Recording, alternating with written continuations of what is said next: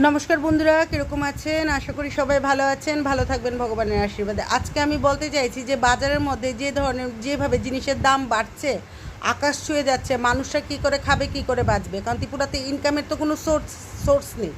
মানুষ পরিশ্রম করে 10 টাকা রোজগার করতে মানুষের একদম মানে কি বলবো, নাকে মুখে জল চলে আসে।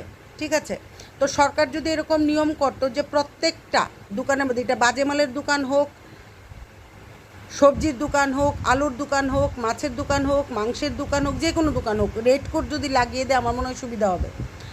দেখা গেলো আজকে আমি একটা দোকান থেকে আলু আনতে গেলাম, এখানে আলুর দাম 20 টাকা কেজি, আরেকটা দোকানে গেলাম এখানে 30 টাকা কেজি, আরেকখানে গেলাম 40 টাকা কেজি, আরেকখানে গেলাম 50 টাকা কেজি। না, সব দোকানে সেম দাম হতে হবে। আমার এখানে মাছের দাম 200 টাকা, আরেকখানে 300 টাকা, আরেকখানে 400 টাকা। জিনিসটা তো সেম, জিনিসটা তো সেম। আমরা তো ভালো মন্দ বোঝার দরকার নেই, জিনিসটা তো সেম।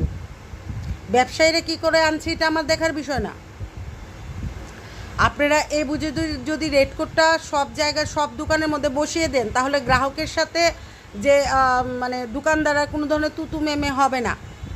কারণ আমি বাজারে যাই, আমি দেখি একখান থেকে যদি করলা 50 টাকা হয়, আরেকখানে দেখা যায় 60 টাকা, আরেকখানে দেখা যায় 70 টাকা। আমরা কী করে খাবো, কী করে বাঁচবো? ত্রিপুরাতে তো ইনকাম সোর্স নেই।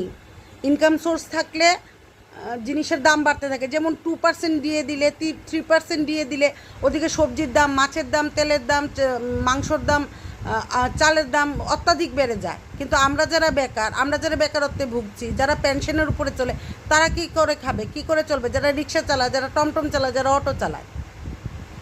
তো সরকারের কাছে আমি নিবেদন করছি যে আপনারা সব বাজারের মধ্যে, সব দোকানের মধ্যে রেড কোড লাগান, এর উপরে যাতে তারা দাম না বলতে পারে। এক দোকানে মন মাফিক একটা দাম বলছে।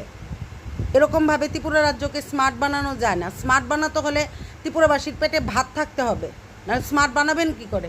আজকের জন্য ভিডিওটা রাখছি। টাটা, বাই বাই, জয় হিন্দ। আমি যে কথাটা বলেছি, আপনারা যদি আমার সাথে সহমত থাকেন তাহলে লাইক করবেন, বেশি করে শেয়ার করবেন ভিডিওটা, সরকার পর্যন্ত যাতে আমার কথাটা যায়, আর কমেন্ট করবেন। Bye bye.